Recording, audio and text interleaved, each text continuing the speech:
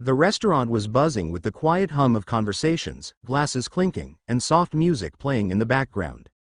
At a corner table, away from the main crowd, sat Daniel Carter.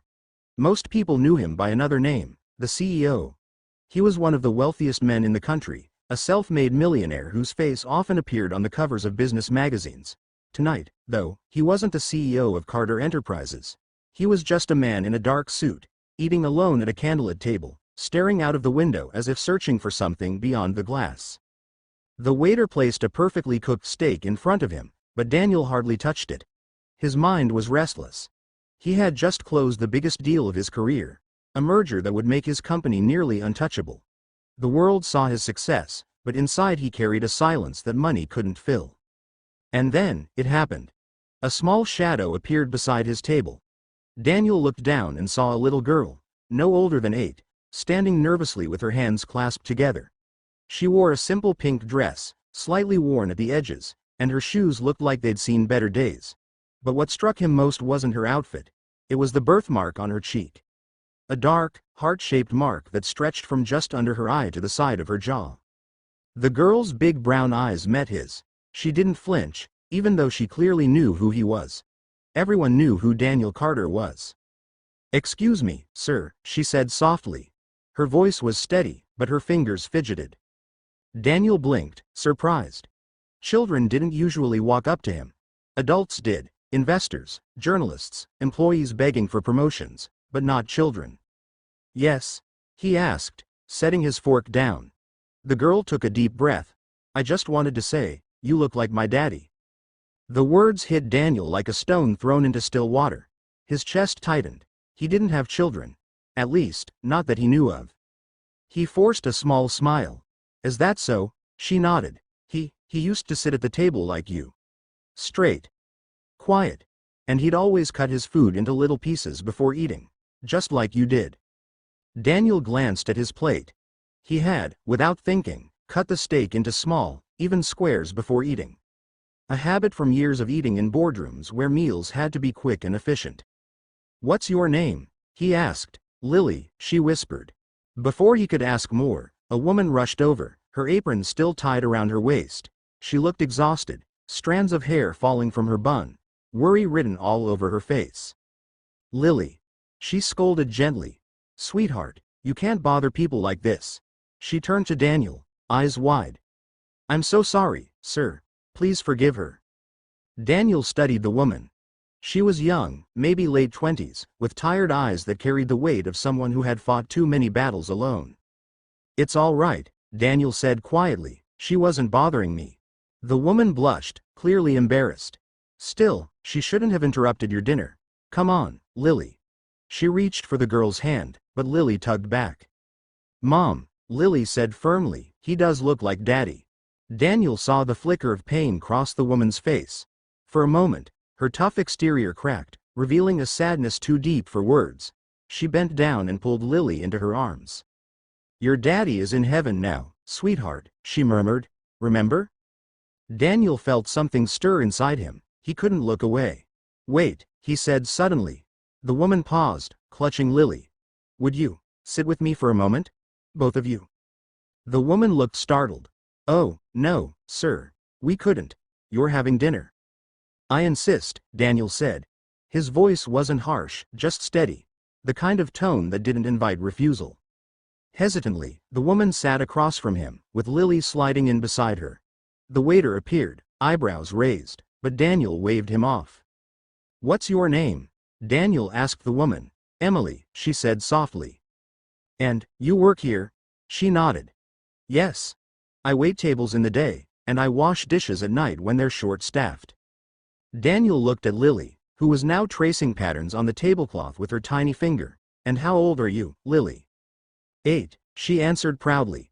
Something about the number made Daniel's chest ache. 8 years old. He remembered something he had once buried deep inside. The memory of a woman he had loved, briefly, before success consumed him.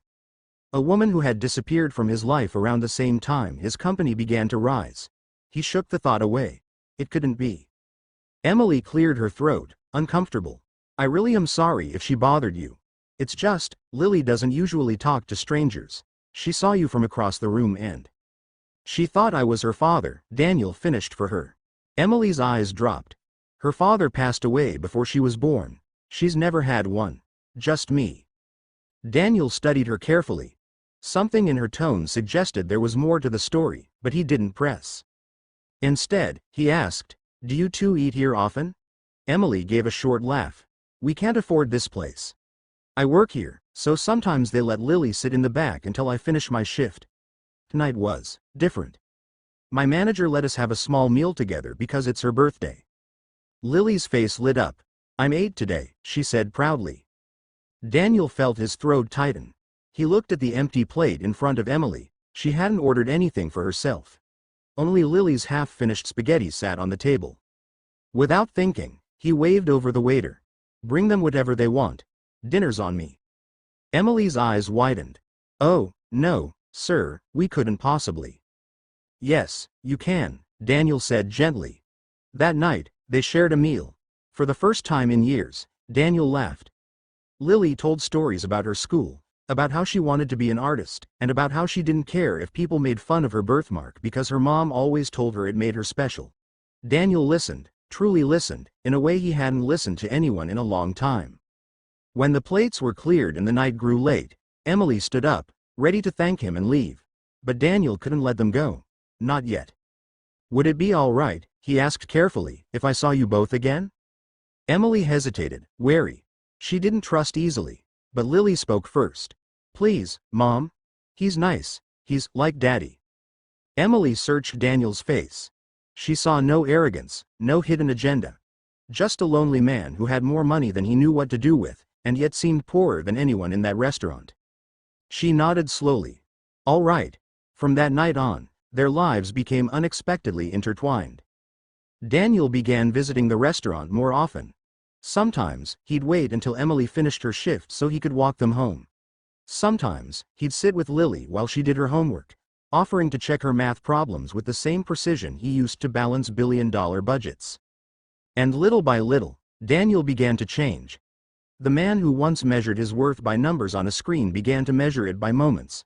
Lily's laughter, Emily's tired but grateful smile, the warmth of being included in something real. One evening, weeks later, Daniel invited them both to his office. It was a towering skyscraper overlooking the city, intimidating in its grandeur.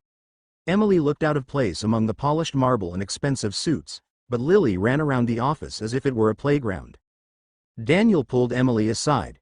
His voice was low, almost uncertain. "I know you don't need saving. You've been strong for so long. But, I want to help. Not out of pity, because I care." Emily's eyes softened. "Why us?" Daniel paused. The truth rose up before he could stop it, because when Lily walked up to me that night, it was like seeing the daughter I never knew I needed. Tears welled in Emily's eyes, but she didn't look away. That was the beginning of something none of them expected. Daniel didn't just become a benefactor, he became family. He helped Emily go back to school, supported Lily's dream of becoming an artist, and filled their small apartment with laughter instead of silence. And every time Lily looked at him with those bright, trusting eyes, Daniel felt the emptiness inside him fade a little more. The CEO millionaire who once had everything except love, finally found it in the most unexpected way.